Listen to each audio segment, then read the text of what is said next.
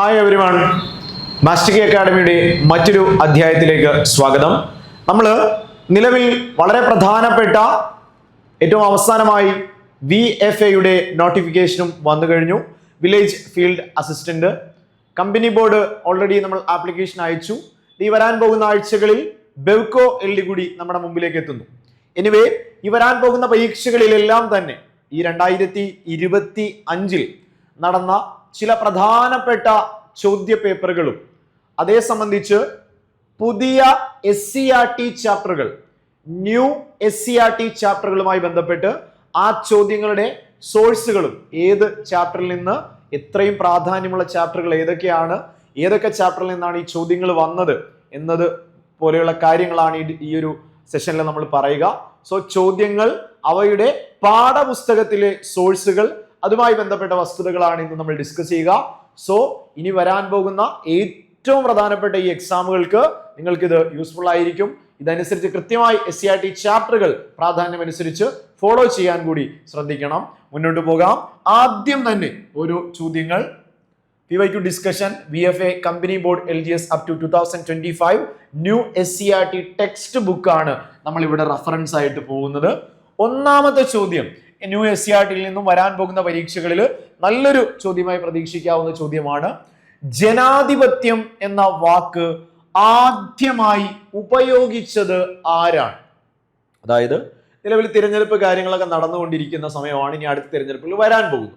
ജനാധിപത്യം എന്ന വാക്ക് ആദ്യമായി ഉപയോഗിച്ചത് ആര് എന്നൊരു ചോദ്യം നിങ്ങളോട് പാഠപുസ്തകത്തിൽ ചോദിച്ചാൽ Aristotle, Herodotus, Plato, Abraham Lincoln. നമുക്ക് പരിശോധിക്കാം. ചാപ്റ്ററിലേക്ക് നമുക്ക് പോകാം.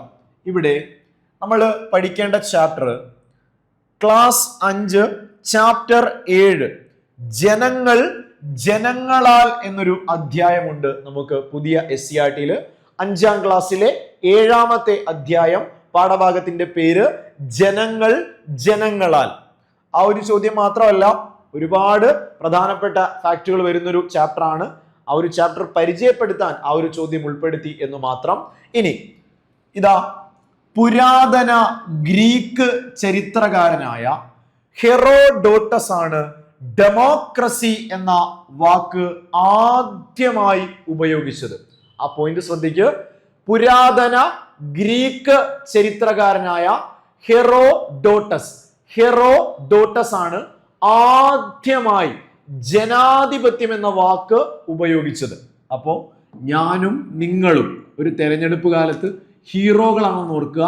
ജനാധിപത്യം എന്ന വാക്ക് ആദ്യമായി ഉപയോഗിച്ചത് ഗ്രീക്ക് ചരിത്രകാരനായ ഹെറോഡോട്ടസ് ആണ്.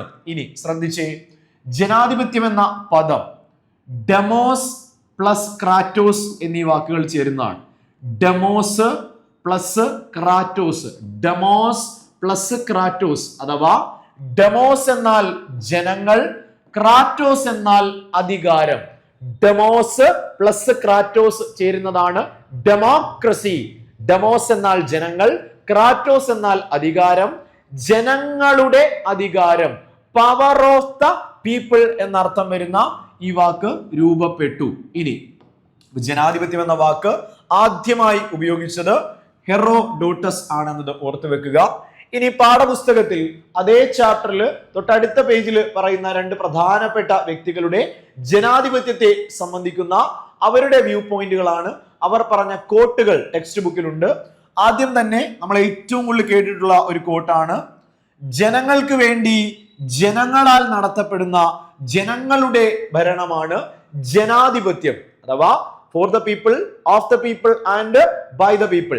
ജനങ്ങൾക്ക് വേണ്ടി ജനങ്ങളാൽ നടത്തപ്പെടുന്ന ജനങ്ങളുടെ ഭരണമാണ് ജനാധിപത്യം എന്ന് അഭിപ്രായപ്പെട്ടത് മുൻ അമേരിക്കൻ പ്രസിഡന്റ് ആയിരുന്ന എബ്രഹാം ലിങ്കൺ. ജനങ്ങൾക്ക് വേണ്ടി ജനങ്ങളാൽ തിരഞ്ഞെടുക്കപ്പെട്ട ജനങ്ങളുടെ ഭരണമാണ് ജനാധിപത്യം. എബ്രഹാം ലിങ്കന്റെ വാക്കുകളാണ്. ഇനി അടുത്ത പോയിന്റ്, ജനാധിപത്യത്തെ കുറിച്ചുള്ള എന്റെ സങ്കല്പം. മഹാത്മാ ഗാന്ധി പറയുകയാണ്, എന്റെ കാഴ്ചപ്പാടിൽ, എന്റെ സങ്കല്പത്തിലുള്ള ജനാധിപത്യം എന്നാൽ, ജനാധിപത്യത്തെ കുറിച്ചുള്ള എന്റെ സങ്കല്പം അതിനു കീഴിൽ ഏറ്റവും ദുർബലനും ശക്തനും തുല്യമായ അവസരം ഉണ്ടായിരിക്കണം എന്നതാണ്.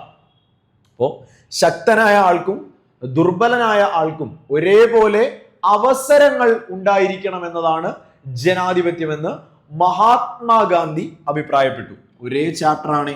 അടുത്ത പോയിന്റിലേക്ക് പോകാം. ഇനി ഇന്റർനാഷണൽ ഡേ ഓഫ് ഡെമോക്രസി, ജനാധിപത്യ ദിനം, ലോക അല്ലെങ്കിൽ ഇന്റർനാഷണൽ ലെവലിൽ അന്താരാഷ്ട്ര ജനാധിപത്യ ദിനം സെപ്റ്റംബർ മാസം 15-ാം തീയതിയാണ്. സെപ്റ്റംബർ മാസം 15-ാം തീയതിയാണ് ഇന്റർനാഷണൽ ഡേ ഫോർ ഡെമോക്രസി ആയിട്ട് ആചരിക്കുന്നത്. ജനാധിപത്യ തത്വങ്ങൾ പ്രോത്സാഹിപ്പിക്കുന്നതിനും ഉയർത്തിപ്പിടിക്കുന്നതിനുമായി 2007-ലാണ്, അതായത് സെപ്റ്റംബർ 15 അന്താരാഷ്ട്ര ജനാധിപത്യ ദിനമായി ആചരിക്കുന്നത് 2007 മുതലാണ്. 2025-ലെ ജനാധിപത്യ ദിനത്തിന്റെ പ്രമേയം ഒന്ന് അറിഞ്ഞു വെക്കുക. 2025 international day of democracy September 15-ന്റെ പ്രമേയമായിരുന്നു ഫ്രം വോയിസ് ടു ആക്ഷൻ. വാക്കിൽ നിന്നും പ്രവൃത്തിയിലേക്ക്, ഫ്രം വോയിസ് ടു ആക്ഷൻ എന്നതാണ് 2025 സെപ്റ്റംബർ 15 അന്താരാഷ്ട്ര ജനാധിപത്യ ദിനത്തിന്റെ പ്രമേയം. 18-ാമത്തെ ജനാധിപത്യ ദിനമാണ് 2025-ൽ ആചരിച്ചത്. അതായത് 2007-ലാണ് ഇത് ആരംഭിച്ചത്. സ്വാഭാവികമായും 18-ാമത്തെ ജനാധിപത്യ ദിനം 2025-ൽ ആചരിച്ചു. ഇനി ജനാധിപത്യം സവിശേഷതകൾ എന്നൊരു ഹെഡ് പാഠപുസ്തകത്തിൽ ഉണ്ട്. ഇത് ഒരു പദസൂര്യനാണ്, സ്റ്റേറ്റ്മെന്റ് ആയിട്ട് ചോദിക്കാം. ആലോചിച്ച് നോക്കുക. ജനാധിപത്യം എന്നാ നമുക്കറിയാം, ഞാനോ നിങ്ങളോ, ജനങ്ങൾ നേരിട്ടോ അല്ലാതെയോ. നമ്മളുടെ കാര്യം ആലോചിച്ച് നോക്കുക. നമ്മൾ നേരിട്ട് ഭരണകാര്യങ്ങളിൽ ഇടപെടുന്നു, അല്ലെങ്കിൽ നമ്മൾ തിരഞ്ഞെടുത്തു വിട്ട ആളുകൾ നമ്മുടെ ഭരണകാര്യങ്ങൾ, രാജ്യത്തിന്റെ ഭരണ സംവിധാനങ്ങളിൽ തീരുമാനമെടുക്കുന്നു. അപ്പൊ ജനങ്ങൾ നേരിട്ടോ അവർ തിരഞ്ഞെടുത്ത പ്രതിനിധികൾ, ഇപ്പൊ നമ്മൾ മെമ്പർമാരെ, കൗൺസിലർമാരെ ജില്ലാ പഞ്ചായത്തിലേക്ക്, ബ്ലോക്കിലേക്ക്, ഗ്രാമപഞ്ചായത്തിലെ വാർഡുകളിലേക്ക്, മുനിസിപ്പാലിറ്റിയിലേക്ക്, കോർപ്പറേഷനുകളിലേക്ക് അയച്ചില്ലേ? ഇനി MLA-മാരെ നമ്മൾ അയക്കില്ലേ? MP-മാരെ അയക്കില്ലേ? ഇവരല്ലേ അവിടെ ഇനിയിപ്പോ പുതിയ ഭരണസമിതികൾ സർക്കാർ, സംസ്ഥാനത്തും കേന്ദ്ര സർക്കാരിനെയൊക്കെ രൂപീകരിക്കുന്നത്. സോ നമ്മൾ തന്നെ നമ്മുടെ പ്രതിനിധികളെ ഉപയോഗിച്ച് ഭരണം നടത്തുന്നു, അല്ലെങ്കിൽ ഗ്രാമസഭ പോലെയുള്ള ഇടങ്ങളിൽ നമ്മൾ നേരിട്ട് പോയി കാര്യങ്ങൾ തീരുമാനിക്കുന്നു. സോ നേരിട്ടോ ജനപ്രതിനിധികളാലോ നടത്തുന്ന ഭരണ രീതിയെ ജനാധിപത്യം എന്ന് വിളിക്കാം. ഇനി സവിശേഷതകൾ പാഠപുസ്തകത്തിൽ പറയുന്നു. ഒന്നാമത്തെ പോയിന്റ് ആയിട്ട് പറയുന്നത് നിയമത്തിന് മുന്നിൽ എല്ലാവർക്കും തുല്യത ഉറപ്പുവരുത്തുന്ന നിയമവാഴ്ചയുണ്ട്. അതായത് നമ്മുടെ രാജ്യത്ത് എടുക്കുക, നമുക്ക് മൗലിക അവകാശങ്ങളുണ്ട്. രാജ്യത്ത് ജനങ്ങൾക്ക് എല്ലാവരെയും നിയമത്തിന് മുന്നിൽ തുല്യമായി പരിഗണിക്കുന്ന ഒരു റൂൾ ഓഫ് ലോ, നിയമവാഴ്ച നിലനിൽക്കുന്നു. നിയമത്തിന് മുന്നിൽ രാജ്യത്തുള്ള എല്ലാവരും സമന്മാരാണ്. നിയമത്തിന്റെ തുല്യമായ പരിരക്ഷ ഒരു ജനാധിപത്യ രാജ്യത്ത് ഉണ്ടാവും. അവിടെ ആധിപത്യം ജനങ്ങൾക്ക് തന്നെയാണ്. ഇനി ജനാധിപത്യ സംവിധാനത്തിൽ ജനങ്ങളാണ് പരമമായ അധികാരി. നമ്മുടെ ഇന്ത്യൻ ഭരണഘടന പ്രത്യേകിച്ച് എഴുതി വെച്ചിട്ടുണ്ട്, ഈ രാജ്യത്തിന്റെ പരമാധികാരി ജനങ്ങളാണ് എന്ന് പറയുന്നു. ഇനി സ്വതന്ത്രവും നീതിപൂർവമായ തിരഞ്ഞെടുപ്പ് ജനാധിപത്യത്തിന്റെ ആവശ്യകതയാണ്. നിങ്ങൾ ആലോചിച്ച് നോക്കിയടാ, 5 വർഷം കൂടുമ്പോൾ, നമ്മളിപ്പോ ലോക്കൽ സെൽഫ് എലക്ഷൻ കഴിഞ്ഞു, ഇനിയിപ്പോൾ ഉടനെ നമ്മുടെ സംസ്ഥാന നിയമസഭാ തിരഞ്ഞെടുപ്പ് വരും. കൃത്യമായ 5 വർഷത്തെ ഇടവേളകളിൽ നമ്മുടെ എലക്ഷൻസ് നടക്കുന്നില്ലേ? അത് തന്നെ ജനാധിപത്യത്തിന്റെ ഭാഗമാണ്. ചില രാജ്യങ്ങളിൽ പ്രസിഡന്റുമാര്, പ്രധാനമന്ത്രിമാരൊക്കെ നമ്മൾ വളരെ ചെറുപ്പത്തിൽ കാണുമ്പോൾ ആളുകൾ തന്നെയാണ് ഇപ്പോഴും. നമ്മൾ ഓർക്കും ജനങ്ങൾ അത്രയും നല്ലതായതുകൊണ്ട് അവരെ വീണ്ടും വീണ്ടും തെരഞ്ഞെടുക്കുന്നു. അങ്ങനെ അല്ലാത്ത ആളുകളും ഉണ്ട്. അതായത് ഇനി അവർ മരിക്കുന്നതുവരെ അവർ തന്നെ ഭരിക്കാൻ തീരുമാനിച്ച ഏകാധിപതികളുള്ള, ഓട്ടോക്രാറ്റുകളുള്ള ഒരു ലോകത്താണ് നമ്മളുള്ളത്. സോ ജനാധിപത്യ സംവിധാനത്തിന്റെ പ്രത്യേകത കൃത്യമായ ഇടവേളകളിൽ, നമ്മുടെ രാജ്യത്ത് 5 വർഷത്തെ ഗ്യാപ്പാണ്, കൃത്യമായ ഇടവേളകളിൽ തിരഞ്ഞെടുപ്പ് നടന്നുകൊണ്ടേയിരിക്കും. അമേരിക്ക 4 വർഷം കൂടുമ്പോഴാണ് അവരുടെ പ്രസിഡന്റിനെ തിരഞ്ഞെടുക്കുക. നമ്മുടെ അടുത്തുള്ള അയൽ രാജ്യങ്ങൾ, നേപ്പാൾ ആവട്ടെ, ശ്രീലങ്ക ആവട്ടെ, ബംഗ്ലാദേശ് ആവട്ടെ, അവിടെയൊക്കെ നടന്ന പ്രശ്നങ്ങൾ നമ്മൾ കണ്ടതാണ്. അവിടെ ഭരിക്കുന്ന ആളുകൾ മോശമായതുകൊണ്ട് അവിടുത്തെ ജനങ്ങൾ തന്നെ ഭരണകൂടങ്ങളെ എടുത്ത് വലിച്ചു താഴെ ഇറക്കുന്നത് കണ്ടതാണ്. സോ ജനങ്ങളാണ് പരമാധികാരി. ഇവിടെ എല്ലാവർക്കും നിയമത്തിന് മുന്നിൽ തുല്യതയുണ്ട്, അഥവാ റൂൾ ഓഫ് ലോ, നിയമവാഴ്ച നിലനിൽക്കുന്നു. മാത്രവുമല്ല, ഈ പറഞ്ഞതുപോലെ കൃത്യമായ ഇടവേളകളിൽ സ്വതന്ത്രമായ നിഷ്പക്ഷമായ തിരഞ്ഞെടുപ്പുകൾ നടക്കുക എന്നത് അത്യാവശ്യമാണ്. നമ്മളിപ്പോൾ വോട്ടിംഗ് മിഷന്റെ തകരാറ് പ്രശ്നമായിട്ട് പറയുന്നത് എന്തുകൊണ്ടാ, അല്ലെങ്കിൽ കള്ള വോട്ടുകൾ ചേർക്കുന്ന വിഷയങ്ങൾ വലിയ വിവാദമാകുന്നത്, ആ വാർത്തകൾ ആളുകളെ ഏറ്റെടുക്കുന്നത് എന്തുകൊണ്ടാ? നമ്മുടെ രാജ്യത്ത് ജനാധിപത്യം അപകടത്തിലാകുന്നു എന്ന തോന്നൽ ആളുകൾക്ക് വരുന്നു. ജനാധിപത്യം ഉണ്ടോ, അതോ ഈ കള്ളത്തരങ്ങൾ ഇവിടെ നടക്കുന്നുണ്ടോ എന്ന ആളുകൾക്കിടയിൽ ആശങ്കകൾ വരുന്നു. സോ ജനാധിപത്യത്തിന്റെ സവിശേഷത എന്ന് പറയുന്നത് കൃത്യമായ ഇടവേളകളിൽ തെരഞ്ഞെടുപ്പുകൾ നടത്തണം, സ്വതന്ത്രവും നിഷ്പക്ഷവുമായ തിരഞ്ഞെടുപ്പ് ആയിരിക്കണം നടക്കുന്നത്, ജനങ്ങൾക്കാണ് കൂടുതൽ പരമാധികാരം ഇവിടെ ഉള്ളത്. മാത്രവുമല്ല ഇവിടെ നിയമത്തിന് മുന്നിൽ എല്ലാവർക്കും തുല്യമായ അവകാശങ്ങൾ ഉണ്ടാവണം. ഇനി കൃത്യമായിട്ട് ഈ വിവരങ്ങൾ നമ്മളെ അറിയിക്കാൻ, ജനങ്ങളെയും ഭരണകൂടത്തെയും തമ്മിൽ ബന്ധിപ്പിക്കാൻ സഹായിക്കുന്ന സ്വതന്ത്ര വാർത്താ മാധ്യമങ്ങൾ ജനാധിപത്യത്തിന്റെ പ്രത്യേകതയാണ്. നമ്മൾ കാണാറുണ്ട് മാധ്യമ സ്ഥാപനങ്ങളെ ഗവൺമെന്റുകൾ വിലക്കുന്നത് അല്ലെങ്കിൽ അവർക്ക് നിയന്ത്രണങ്ങൾ ഏർപ്പെടുത്തുന്നത്. സിനിമകൾ വരുന്നു, സിനിമകളെ നിയന്ത്രിക്കുന്നു, പാട്ടുകൾ വരുന്നു, പാട്ടുകളെ സെൻസർ ചെയ്യുന്നു. അതല്ലാതെ IFFK ഇപ്പൊ ഏറ്റവും ലേറ്റസ്റ്റ് ആയിട്ട് ഇത്ര സിനിമകൾ ആ ഗവൺമെന്റ് തന്നെ തടഞ്ഞു വെക്കുന്നു. അങ്ങനെ അങ്ങനെ അങ്ങനെ ഓരോ കാര്യങ്ങൾക്കും നിയന്ത്രണം ഏർപ്പെടുത്തി കഴിഞ്ഞാൽ ജനാധിപത്യം ഉണ്ടാവുമോ? അപ്പൊ പറഞ്ഞു വന്നത്, കൃത്യമായി മാധ്യമങ്ങൾ ജനങ്ങൾക്ക് ഈ രാജ്യത്ത് നടക്കുന്ന കാര്യങ്ങൾ കൃത്യമായി അറിയാൻ സ്വതന്ത്രമായ നിഷ്പക്ഷമായ മാധ്യമങ്ങളുടെ സാന്നിധ്യം, പത്ര ദൃശ്യ ശ്രവ്യ മാധ്യമങ്ങളാവട്ടെ, കള്ളവാർത്തകൾ ഫേക്ക് ന്യൂസുകളുടെ കാലത്താണ് നമ്മൾ ജീവിക്കുന്നത്. സോ പറഞ്ഞു വരുന്നത്, ജനാധിപത്യത്തിന്റെ പ്രത്യേകത എന്ന് പറയുന്നത് കൃത്യമായി ജനങ്ങളിലേക്ക് രാജ്യത്ത് നടക്കുന്ന എല്ലാ വിഷയങ്ങളും എത്തിക്കാൻ സ്വതന്ത്രമായി പ്രവർത്തിക്കുന്ന മാധ്യമങ്ങൾ ജനാധിപത്യത്തിന്റെ പ്രത്യേകതയാണ്. ആലോചിച്ച് നോക്ക്, കൃത്യമായ ഇടവേളകളിൽ തിരഞ്ഞെടുപ്പ്, സ്വതന്ത്രവും നിഷ്പക്ഷവുമായ തിരഞ്ഞെടുപ്പ് സംവിധാനം, സ്വതന്ത്രമായി പ്രവർത്തിക്കുന്ന മാധ്യമങ്ങൾ, ജനങ്ങളുടെ പരമാധികാരം, നിയമവാഴ്ച. ഇനി ഗവൺമെന്റിനെ വിമർശനങ്ങളിലൂടെ മെച്ചപ്പെടുത്താൻ സഹായിക്കുന്ന പ്രതിപക്ഷം. ഭരണപക്ഷം ഒറ്റക്കല്ല, ഈ രാജ്യത്ത് മറ്റൊരു അഭിപ്രായമുള്ള, എതിരഭിപ്രായമുള്ള ആളുകൾ കൂടുതൽ പേര് വോട്ട് ചെയ്തുകൊണ്ട് തന്നെയാണല്ലോ അവർ പ്രതിപക്ഷത്ത് എത്തിയിട്ടുള്ളതും. സോ അവരുടെ വോയിസിനും അല്ലെങ്കിൽ ഈ ഗവൺമെന്റിന്റെ പോരായ്മകളെ തിരുത്താനും തിരുത്തി മുന്നോട്ട് പോകാനും സഹായിക്കുന്ന, ക്രിട്ടിസൈസ് ചെയ്യുന്ന ഒരു പ്രതിപക്ഷം കൂടി ജനാധിപത്യത്തിന്റെ പ്രത്യേകതയാണ്. ചില രാജ്യങ്ങൾ ഒരൊറ്റ പാർട്ടികൾ ഭരിക്കുന്ന രാജ്യങ്ങളുണ്ട്. നമ്മുടെ രാജ്യം മൾട്ടി പാർട്ടികളുണ്ട്, നിരവധി രാഷ്ട്രീയ പാർട്ടികൾ, നിരവധി മുന്നണികളുള്ള ഒരു രാജ്യത്താണ്, ജനാധിപത്യ രാജ്യത്താണ് നമ്മളുള്ളത്. എതിരഭിപ്രായങ്ങൾ, പ്രശ്നങ്ങൾ അല്ലെങ്കിൽ തെറ്റുകൾ കാണിച്ചാൽ ചൂണ്ടിക്കാണിക്കാൻ, തിരുത്താൻ, താഴെ ഇറക്കാൻ ഇവിടെ ആളുണ്ടാവണം. സോ എങ്കിലേ തെറ്റ് ചെയ്യാതിരിക്കാൻ ആളുകൾക്ക് തോന്നും. സോ കൃത്യമായി ജനാധിപത്യത്തിന്റെ ഒരു പ്രത്യേകതയാണ് പ്രതിപക്ഷത്തിന്റെ, ശക്തമായ തിരുത്താൻ കഴിയുന്ന പ്രതിപക്ഷത്തിന്റെ ആവശ്യകത. ഇനി സ്വതന്ത്രവും നിഷ്പക്ഷവുമായ നീതിന്യായ വ്യവസ്ഥ. നമുക്കറിയാം, ഗവൺമെന്റിനെ നിയമനിർമ്മാണമെന്നും കാര്യനിർവഹണമെന്നും നീതിന്യായമെന്നും നമ്മൾ തിരിക്കുമ്പോൾ ഈ രാജ്യത്തെ ഒരു ജനാധിപത്യ വ്യവസ്ഥയിൽ ഇതിനെ നമ്മൾ പൂർണ്ണമായിട്ട് മൊത്തത്തിൽ നമ്മൾ ഒരു നീതി ലഭിക്കുമെന്ന ഏറ്റവും ഉറപ്പോടെ, അല്ലെങ്കിൽ അവസാനം നമുക്ക് എപ്പോഴും ചെന്ന് കയറാമെന്ന് ഉറപ്പുള്ള ഒരു സ്ഥാനം സ്വതന്ത്രവും നിഷ്പക്ഷവുമായ കോടതികളാണ്.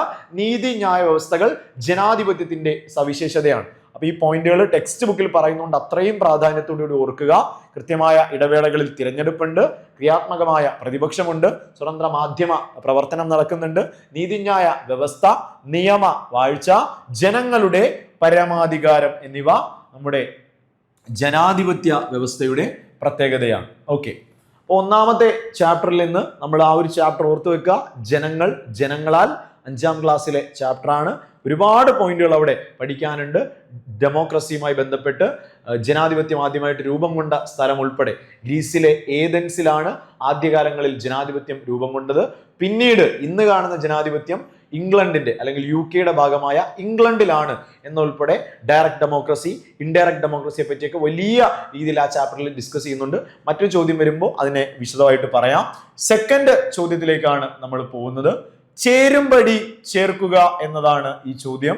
നമുക്ക് നോക്കാം. 97/2025 ചോദ്യ പേപ്പറാണ്.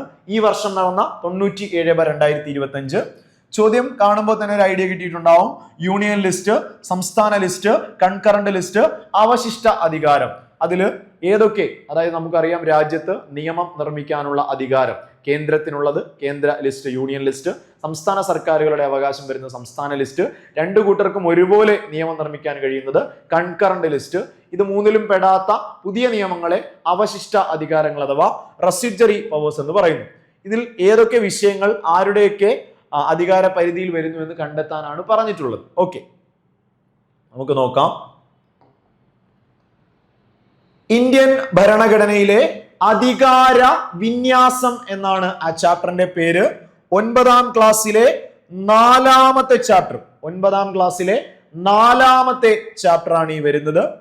ഇന്ത്യൻ ഭരണഘടനയിലെ അധികാര വിന്യാസം. ഇന്ത്യൻ ഭരണഘടന ഉയർത്തിപ്പിടിക്കുന്ന ജനാധിപത്യ പ്രതിബദ്ധതയുടെ മറ്റൊരു സവിശേഷതയാണ് ഇന്ത്യയുടെ ഫെഡറൽ ഘടന. നമ്മുടെ രാജ്യത്തിന്റെ ഒരു ഫെഡറൽ സ്ട്രക്ചറിനെ പറ്റിയാ പറയുന്നത്. രാഷ്ട്രത്തിന്റെ അധികാരങ്ങൾ ഒരു സ്ഥലത്ത് മാത്രം കേന്ദ്രീകരിക്കാതെ അവ കേന്ദ്ര സർക്കാരിനും സംസ്ഥാന സർക്കാരുകൾക്കും ഇടയിൽ വിഭജിച്ച് നൽകിയിരിക്കുന്നു. അഥവാ നമുക്കറിയാം, ഈ രാജ്യത്ത് കേന്ദ്ര സർക്കാരുണ്ട്, സംസ്ഥാന സർക്കാരുകളുമുണ്ട്. അവരവർക്ക് അവരുടേതായ ഒരു അധികാര വിഭജനം രാജ്യത്തുണ്ട്. അതിനെ നമ്മൾ ഫെഡറൽ സ്ട്രക്ചർ എന്നാണ് വിളിക്കുക. അങ്ങനെ അധികാര വിഭജനം പറയുന്ന ഭരണഘടനയുടെ പട്ടിക പാഠപുസ്തകത്തിൽ പറയുന്നു. 7ാം പട്ടിക സ്ഥിരം ചോദ്യമാണ്. അധികാര വിഭജനം പരാമർശിക്കുന്ന ഇന്ത്യൻ ഭരണഘടനയിലെ പട്ടിക 7ാം പട്ടിക. 7th ഷെഡ്യൂളിലാണ് അധികാര വിഭജനം പറയുന്നത്. പാഠപുസ്തകത്തിൽ വളരെ കൃത്യമായിട്ട് ആദ്യം യൂണിയൻ ലിസ്റ്റ് പറയുന്നുണ്ട്. നമുക്കറിയാം, യൂണിയൻ ലിസ്റ്റ് കേന്ദ്ര സർക്കാരിന് നിയമം നിർമ്മിക്കാൻ അധികാരമുള്ള, സമ്പൂർണമായി കേന്ദ്ര സർക്കാരിന് നിയമം നിർമ്മിക്കാൻ അധികാരമുള്ള വിഷയങ്ങളുടെ പട്ടികയാണ്. ടെക്സ്റ്റ് ബുക്കിലുള്ള അതേ വരികളാണ്, കൃത്യമായിട്ട് നോക്കുക. ഭരണഘടന നിലവിൽ വന്നപ്പോൾ 97 വിഷയങ്ങൾ ഉണ്ടായിരുന്നു. ടെക്സ്റ്റ് ബുക്കിൽ പറഞ്ഞ അതേ പോയിന്റ്, അതായത് യൂണിയൻ ലിസ്റ്റ് സമ്പൂർണമായും കേന്ദ്ര സർക്കാരായിരിക്കും നിയമനിർമ്മാണം നടത്തുക. ഭരണഘടന 1950 ജാനുവരി 26 നിലവിൽ വരുമ്പോൾ 97 വിഷയങ്ങൾ യൂണിയൻ ലിസ്റ്റിൽ ഉണ്ടായിരുന്നു. ഉദാഹരണം, ടെക്സ്റ്റ് ഇപ്പൊ നമ്മൾ കണ്ട ക്വസ്റ്റ്യൻ പേപ്പറിലുള്ള ഉദാഹരണമാണ്. വിദേശകാര്യം, പ്രതിരോധം, റെയിൽവേ, ബാങ്കിങ്, പൗരത്വം തുടങ്ങിയ വിഷയങ്ങൾ. അപ്പൊ തെറ്റിക്കേ ചെയ്യരുത്. ഏതൊക്കെയാ വിഷയങ്ങൾ വരുന്നത്? വിദേശകാര്യം, പ്രതിരോധം, പൗരത്വം, ബാങ്കിങ്. വിദേശകാര്യം, പ്രതിരോധം, റെയിൽവേ, ബാങ്കിങ്, പൗരത്വം തുടങ്ങിയവ ഏതിലാ വരിക? Union list. എടാ, ഞാൻ പറഞ്ഞു, യൂണിയൻ ലിസ്റ്റ് എന്ന് പറയുമ്പോൾ അത്രയും പ്രാധാന്യമുള്ള വിഷയങ്ങളാണ്. കേന്ദ്ര സർക്കാരിന് മാത്രമാണ് നിയമം നിർമ്മിക്കാൻ കഴിയുക. 97 വിഷയങ്ങൾ അതിൽ ഉണ്ടായിരുന്നു. ആലോചിച്ച് നോക്ക്. വിദേശകാര്യം, പ്രതിരോധം, റെയിൽവേ, ബാങ്കിങ്, പൗരത്വം തുടങ്ങിയ വിഷയങ്ങളാണ്. ഇനി നിങ്ങളോട് ചോദിക്കുകയാണ്, ഇത് പ്രീവിയസ് ചോദ്യമാണ്. യൂണിയൻ ലിസ്റ്റ് എന്ന ആശയം ഇന്ത്യ കടമെടുത്തത് കാനഡയിൽ നിന്നാണ്. അഥവാ യൂണിയൻ ലിസ്റ്റ് എന്ന ഐഡിയ കാനഡയുടെ ഭരണഘടനയിൽ നിന്നാണ് ഇന്ത്യ കടം കൊണ്ടിട്ടുള്ളത്. അപ്പൊ ആലോചിച്ച് നോക്കുക, ഈ പട്ടിക, അധികാര വിഭജനം പരാമർശിക്കുന്ന പട്ടിക 7ാം പട്ടിക. ഇന്ത്യയിൽ കേന്ദ്രത്തിനും സംസ്ഥാനങ്ങൾക്കും ഇടയിൽ കൃത്യമായ അധികാരം വിഭജിച്ചിരിക്കുന്നു. അതിൽ യൂണിയൻ ലിസ്റ്റ് 97 വിഷയങ്ങൾ ഉണ്ടായിരുന്നു. പൂർണ്ണമായും കേന്ദ്ര സർക്കാർ നിയമം നിർമ്മിക്കുന്നു. അതില് വിദേശ കാര്യം, പ്രതിരോധം, ബാങ്കിങ്, പൗരത്വം, റെയിൽവേ തുടങ്ങിയ വിഷയങ്ങളാണ് വരുന്നത്. യൂണിയൻ ലിസ്റ്റ് എന്ന ആശയം കാനഡയിൽ നിന്നാണ് എടുത്തതെന്ന് ഓർക്കുക. ഇനി സംസ്ഥാന ലിസ്റ്റാണ് സ്റ്റേറ്റ് ലിസ്റ്റ്. പേര് പോലെ തന്നെ അതാത് സംസ്ഥാന നിയമനിർമ്മാണ സഭകൾക്ക് സാധാരണഗതിയിൽ അതാത് സ്റ്റേറ്റുകൾ, അതാത് സംസ്ഥാനങ്ങളായിരിക്കും നിയമങ്ങൾ നിർമ്മിക്കുക. നോക്കിക്കേടാ, സാധാരണഗതിയിൽ സംസ്ഥാന ഗവൺമെന്റുകൾക്ക് നിയമനിർമ്മാണ അധികാരമുള്ള വിഷയങ്ങളുടെ പട്ടികയാണിത്. ഇനി തുടക്കത്തിൽ ടെക്സ്റ്റ് ബുക്കിൽ ഇങ്ങനെ തന്നെ പറയുന്നു, തുടക്കത്തിൽ 66 വിഷയങ്ങൾ. എത്രയാ? തുടക്കത്തിൽ സ്റ്റേറ്റ് 66 എന്ന് പഠിക്കുക. സ്റ്റേറ്റ് 66 എന്ന് പഠിക്കുക. അതായത് തുടക്കത്തിൽ 66 വിഷയങ്ങൾ. യൂണിയൻ ലിസ്റ്റിലെ തുടക്കത്തിൽ എത്രയാ? 97 ഉണ്ടായിരുന്നു. സ്റ്റേറ്റ് ലിസ്റ്റിൽ തുടക്കത്തിൽ 66 വിഷയങ്ങൾ ഉണ്ടായിരുന്നു. നോക്കിക്കേടാ, കൃഷി, ജയില്, പോലീസ്, തദ്ദേശ സ്വയംഭരണം തുടങ്ങിയവ കാണാതെ പഠിക്കരുത്. ആലോചിച്ച് നോക്ക്, സംസ്ഥാനമാണ്. പോലീസും ജയിലും കണക്ഷൻ ഇല്ലേ? പോലീസ്, ജയില്. ഇനി കൃഷി എവിടെയാ ചെയ്യുന്നത്? ഗ്രാമങ്ങളിലാണ്. അപ്പൊ എങ്ങനെ ഓർക്കുക? പോലീസും ജയിലും, കൃഷിയും തദ്ദേശ ഭരണവും. സോ കൃഷി, ജയിൽ, പോലീസ്, തദ്ദേശ സ്വയംഭരണം, സ്റ്റേറ്റ് ലിസ്റ്റ് എന്ന് പഠിക്കുക. കാനഡയിൽ നിന്നും എടുത്ത ആശയം തന്നെയാണ്. അപ്പോ സ്റ്റേറ്റ് ലിസ്റ്റ് സാധാരണഗതിയിൽ സംസ്ഥാനങ്ങൾ നിയമം നിർമ്മിക്കുന്നു. 66 വിഷയങ്ങൾ ഉണ്ടായിരുന്നു. കാനഡയിൽ നിന്നെടുത്ത ആശയമാണ്. എക്സാമ്പിൾ ടെക്സ്റ്റ് ബുക്കിൽ പറയുന്നത് പോലീസ്, ജയില്, തദ്ദേശ സ്വയംഭരണം, അതുപോലെ കൃഷി. ഇനി മുന്നോട്ട് പോകുന്നു. സമവർത്തി ലിസ്റ്റ് അഥവാ കൺകറന്റ് ലിസ്റ്റ്. അപ്പോ കൺകറന്റ് ലിസ്റ്റിന്റെ മലയാളം സമവർത്തി ലിസ്റ്റ് ചോദിച്ചിട്ടുണ്ട്. സമവർത്തി ലിസ്റ്റ് പേര് പോലെ തന്നെ സമമാണല്ലേ. എന്താണ്? കേന്ദ്ര ഗവൺമെന്റിനും സംസ്ഥാന ഗവൺമെന്റുകൾക്കും നിയമനിർമ്മാണ അധികാരമുള്ള വിഷയങ്ങളുടെ പട്ടികയാണിത്. അതായത് രണ്ടു കൂട്ടർക്കും നിയമം നിർമ്മിക്കാം. കൺകറന്റ് ആണ്, സമവർത്തി ലിസ്റ്റ് ആണ്. എന്താ പറയുന്നത്? തുടക്കത്തിൽ ഇതിൽ 47 വിഷയങ്ങളാണ് ഉണ്ടായിരുന്നത്. ഭരണഘടന നിലവിൽ വരുമ്പോൾ 97 വിഷയങ്ങൾ യൂണിയൻ ലിസ്റ്റിൽ, 66 വിഷയങ്ങൾ സ്റ്റേറ്റ് ലിസ്റ്റിൽ, 47 വിഷയങ്ങൾ കൺകറന്റ് ലിസ്റ്റിൽ ഉണ്ടായിരുന്നു. പറയുന്നത് ശ്രദ്ധിക്കുക. വിദ്യാഭ്യാസം, വനം, ട്രേഡ് യൂണിയനുകൾ, വിവാഹം, ജനന മരണ രജിസ്ട്രേഷൻ മുതലായവ. അപ്പോ കൃത്യമായിട്ട് പഠിച്ചോളാം. കൺകറന്റ് ലിസ്റ്റ് സ്ഥിരം ചോദ്യം വരാറുണ്ട്. അതായത് സംസ്ഥാനത്തിനും കേന്ദ്രത്തിനും നിയമം നിർമ്മിക്കാൻ അധികാരമുള്ള ലിസ്റ്റാണ് കൺകറന്റ്. സമവർത്തി ലിസ്റ്റാണ്. തുടക്കത്തിൽ 47 വിഷയങ്ങൾ ഉണ്ടായിരുന്നു. വനം, വിദ്യാഭ്യാസം, ട്രേഡ് യൂണിയനുകൾ അല്ലെങ്കിൽ തൊഴിലാളി സംഘടനകൾ, വിദ്യാഭ്യാസം, വനം, തൊഴിലാളി യൂണിയനുകൾ, വിവാഹം, ജനന മരണ രജിസ്ട്രേഷൻ. എങ്ങനെയാ? ഏതൊക്കെയാ വരുന്നത്? ശ്രദ്ധിക്കുക. വിവാഹം, ജനന മരണ രജിസ്ട്രേഷൻ, വിദ്യാഭ്യാസം, വനം, തൊഴിലാളി സംഘടനകൾ. പ്രീവിയസ് ചോദ്യമാണ്. ഇനി നോക്കിയേ, കൺകറന്റ് ലിസ്റ്റ് എന്ന ആശയം ഓസ്ട്രേലിയയിൽ നിന്നാണ് കടമെടുത്തത്. കങ്കാരു, ഞാൻ എപ്പോഴും അങ്ങനെ പറയാറുള്ളത്. Kangaroo Australia. കങ്കാരു എന്ന ജീവിയെ കാണുമ്പോൾ നമ്മൾ കങ്കാരുക്കൾ എന്നാണ് ക്രിക്കറ്റിലൊക്കെ അവരെ വിളിക്കുന്നത്. കങ്കാരു ഓസ്ട്രേലിയ എന്ന രാജ്യം ഓർക്കണം. കാരണം യൂണിയൻ ലിസ്റ്റും സ്റ്റേറ്റ് ലിസ്റ്റും കാനഡ ആയിരുന്നു. സോ കങ്കാരു ഓസ്ട്രേലിയ എന്ന് പഠിക്കുക. കൺകറന്റ് ലിസ്റ്റ് എന്ന ആശയം ഓസ്ട്രേലിയയിൽ നിന്ന് കടമെടുത്ത ആശയമാണ്. ഇനി മുൻ വർഷ ചോദ്യമാണ്, പ്രീവിയസ് ചോദ്യമാണ്. അഥവാ രണ്ടു കൂട്ടർക്കും നിയമം നിർമ്മിക്കാൻ അധികാരമുള്ളത് കൊണ്ട് തന്നെ കേന്ദ്രവും സംസ്ഥാനവും തമ്മിൽ യൂണിയൻ ലിസ്റ്റിൽ ഒരു തർക്കം ഉണ്ടായാൽ ആർക്കായിരിക്കും മുൻതൂക്കം? സംശയം വേണ്ട. നമ്മുടെ കൺകറന്റ് ലിസ്റ്റിൽ ഒരു തർക്കം ഉണ്ടായാൽ കേന്ദ്രമായിരിക്കുമോ സംസ്ഥാനത്തിനായിരിക്കുമോ കൂടുതൽ അധികാരം? അവിടെ കേന്ദ്ര നിയമമായിരിക്കും. കൺകറന്റ് ലിസ്റ്റുമായി ബന്ധപ്പെട്ട വിഷയത്തിൽ നിയമമായിരിക്കും, കേന്ദ്രത്തിന്റെ നിയമമായിരിക്കും നിലനിൽക്കുക. പ്രീവിയസ് ചോദ്യമാണ്. ഓക്കെ, ഇനി അവശേഷിക്കുന്ന അധികാരങ്ങൾ അഥവാ റെസിഡ്യൂറി പവേഴ്സ്. പ്രീവിയസ് ആണ്. റെസിഡ്യൂറി പവേഴ്സ് അഥവാ അവശേഷിക്കുന്ന അധികാരം, അതായത് നിലവിലില്ലാത്ത പുതുതായി വരുന്ന നിയമങ്ങളൊക്കെ അതുമായി വിഷയങ്ങളൊക്കെ ഉൾപ്പെടുത്തുന്നതാണ്. മേൽപ്പറഞ്ഞ 3 അധികാര പട്ടികകളിലും ഉൾപ്പെടാത്ത വിഷയങ്ങളെ അവശേഷിക്കുന്ന അധികാരങ്ങൾ അഥവാ അവശിഷ്ട അധികാരങ്ങൾ അഥവാ റെസിഡ്യൂറി പവേഴ്സ് എന്നാണ് വിളിക്കുക. സാധാരണഗതിയിൽ ഇതിൽ അധികാരം ആർക്ക് തന്നെയാണ്? റെസിഡ്യൂറി പവേഴ്സ്, അവശേഷിക്കുന്ന അധികാരങ്ങൾ, അവശിഷ്ട അധികാരങ്ങൾ കേന്ദ്ര സർക്കാരായിരിക്കും ഈ പറഞ്ഞ റെസിഡ്യൂറി പവേഴ്സിൽ നിയമങ്ങൾ നിർമ്മിക്കുന്നത്. ഇനി സ്ഥിരമായി ചോദിക്കുന്ന ഒരു എക്സാമ്പിൾ ആണ് സൈബർ നിയമങ്ങൾ. എന്തിനുദാഹരണമാ? എപ്പോഴും ചോദിക്കുന്ന ചോദ്യമാണ്. അവശിഷ്ട അധികാരങ്ങൾക്ക്, അവശേഷിക്കുന്ന അധികാരങ്ങൾക്ക് റെസിഡ്യൂറി പവേഴ്സിന് എക്സാമ്പിൾ ആണ് ഏത്? സൈബർ നിയമങ്ങൾ.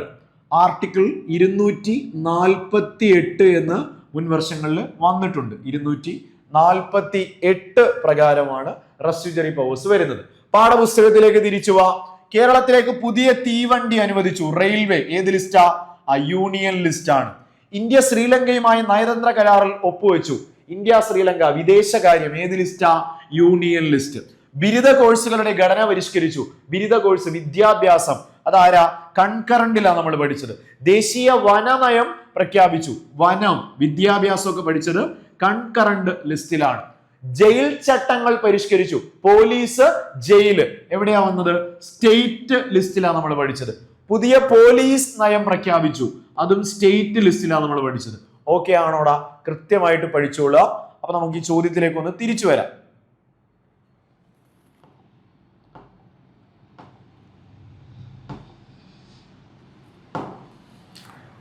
യൂണിയൻ ലിസ്റ്റ്, വനം, സൈബർ നിയമങ്ങൾ, സെൻസസ്, ജയില്. അപ്പോ ഒന്ന് സിയിലേക്ക് കണക്ട് ചെയ്യാം. കാരണം സെൻസസ് എടുക്കുക. കനേഷു കുമാരി എന്ന് പ്രീവിയസ് ചോദ്യമാണ്. യൂണിയൻ ലിസ്റ്റ് ആണ് സെൻസസ് വരിക. സംസ്ഥാന ലിസ്റ്റ് വനം, സൈബർ നിയമം, ജയിലുകൾ. സംസ്ഥാന ലിസ്റ്റ് ആ ജയിലുകളാണ്. 2D. അപ്പൊ 1C 2D. ഇനി കൺകറന്റിൽ ഏതാ വരിക? സൈബർ നിയമമാണോ വനമാണോ? വനമാണ്. ഓക്കെ, കൺകറന്റിൽ വരിക. അപ്പൊ 3A വരും. 1C 2D 3A എന്ന് വരുന്നു. ഓക്കെ, ഇനി 4 അവശിഷ്ട അധികാരത്തിലാണ് സൈബർ നിയമങ്ങൾ. ഓക്കെ, ആ ഒറ്റ പോയിന്റ് മതിയായിരുന്നു. A ആയിരുന്നു ഇവിടെ ശരിയായ ആൻസർ. ഓക്കെ, ക്ലിയർ ആണ്. പാഠപുസ്തകവുമായിട്ട് ബന്ധമുള്ള ചാപ്റ്ററുകൾ, പ്രീവിയസ് ചോദ്യങ്ങളാണ് നമ്മൾ ഡിസ്കസ് ചെയ്തു പോകുന്നത്. ശ്രദ്ധിക്കുക. ഓക്കെ, അടുത്ത ചോദ്യത്തിലേക്ക് നമുക്ക് പോകാം.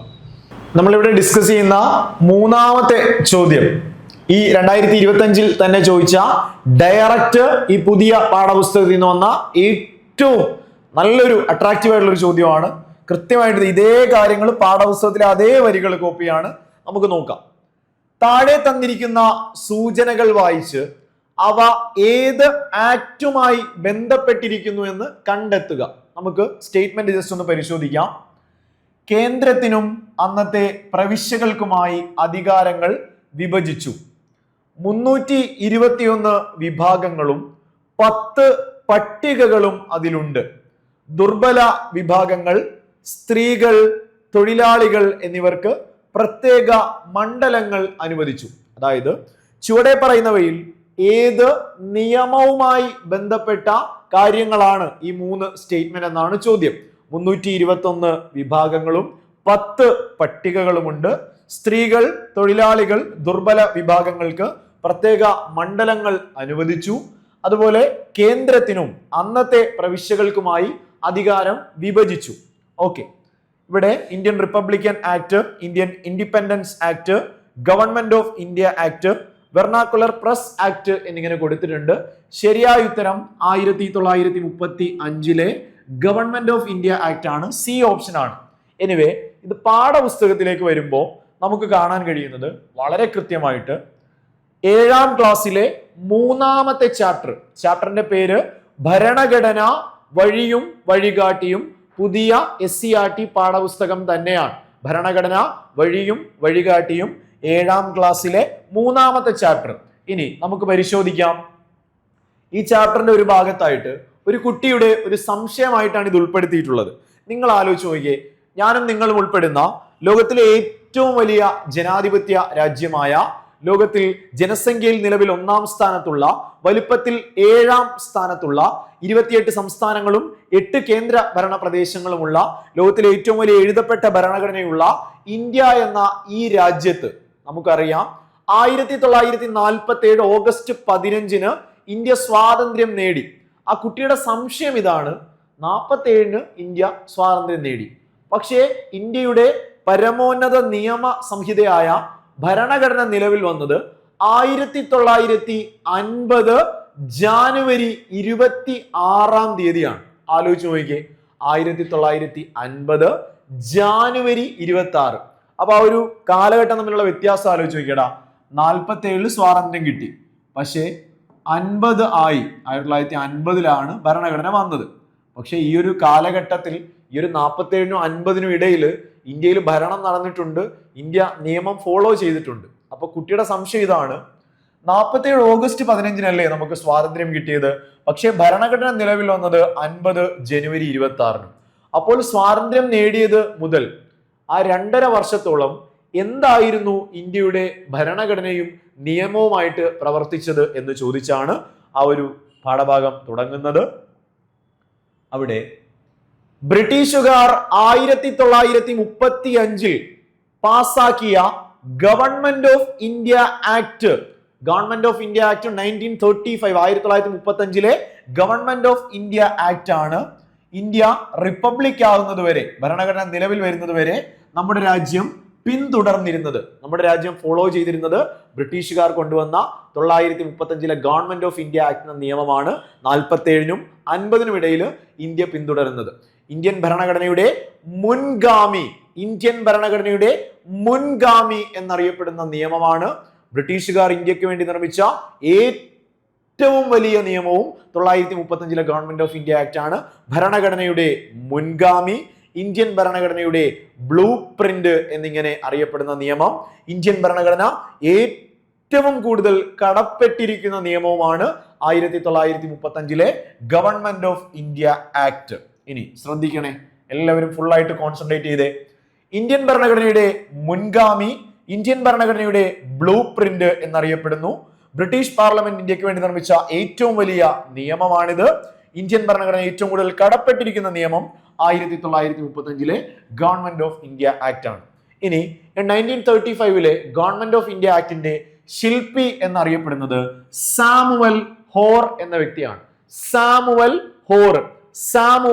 ഹോർ എന്ന വ്യക്തിയാണ് ഈ 1935 ഗവൺമെന്റ് ഓഫ് ഇന്ത്യ ആക്ടിന്റെ ശില്പി എന്നറിയപ്പെടുന്നത്. സാമുവൽ ഹോർ എന്ന വ്യക്തിയാണ്. 35 ഗവൺമെന്റ് ഓഫ് ഇന്ത്യ ആക്ട് പാസ്സാക്കുമ്പോൾ വൈസ്രോയി വെല്ലിംഗ്ടൺ ആണ്. പ്രീവിയസ് ചോദ്യമാണ്. 35 ഗവൺമെന്റ് ഓഫ് ഇന്ത്യ ആക്ട് പാസ്സാക്കുമ്പോൾ വെല്ലിംഗ്ടൺ. പാസ്സാവുമ്പോൾ നമ്മൾ വെൽഡൺ മൈ ബോയ് എന്ന് പറയില്ലേ. So 35 government of India act പാസ്സാക്കുമ്പോൾ വെല്ലിംഗ്ടൺ ആണ് വൈസ്രോയി. നിലവിൽ വരുമ്പോൾ, നിലവിൽ വന്നു പോയി എന്ന് ഓർക്കുക, നിലവിൽ വന്നിട്ട് പോയി, Linlithgow. 35 government of India act നിലവിൽ വരുമ്പോൾ ആ വൈസ്രോയി ലില്ലിത് ഗോ എന്ന് ഓർത്ത് വെക്കുക. ഓക്കെ, ഇതാണ് പാഠപുസ്തകത്തിൽ ഈ പറഞ്ഞ അതേ പദസൂര്യനിൽ നിന്നാണ് ചോദ്യം. നോക്കിക്കേ, 35 ഗവൺമെന്റ് ഓഫ് ഇന്ത്യ ആക്ട് 321 ഭാഗങ്ങൾ, 10 പട്ടികകൾ, ദുർബല വിഭാഗങ്ങൾ, സ്ത്രീകൾ, തൊഴിലാളികൾ എന്നിവർക്ക് പ്രത്യേക മണ്ഡലങ്ങൾ, കേന്ദ്രത്തിനും അന്നത്തെ പ്രവിശ്യകൾക്കുമായി അധികാരം വിഭജിച്ചു. ഈ 3 പോയിന്റുകളാണ് അതേ പാഠപുസ്തകത്തിൽ നിന്ന് എടുത്തിട്ട് എക്സാമിന് ചോദിച്ചത്. സോ ഈ ചാപ്റ്റർ കൃത്യമായിട്ട് ഫോളോ ചെയ്യണം. ഇന്ത്യൻ ഭരണഘടന വഴിയും വഴികാട്ടിയും. ഓക്കെ.